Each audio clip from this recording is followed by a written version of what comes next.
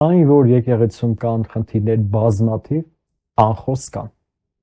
Այն, որ եկեղեցին ինքը պիտի միջոցներ ձեռնարկի իր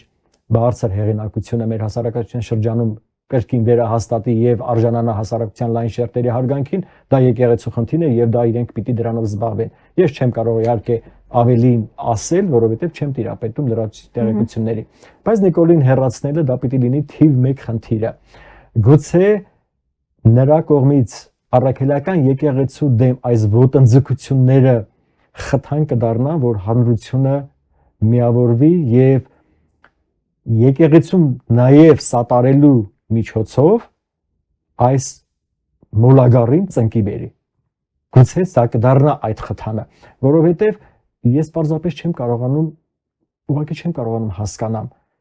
7 տարի առաջի դասարանում մնացած այս մոլագարը որոշել է քանդի 1700-ամյա ինստիտուտը։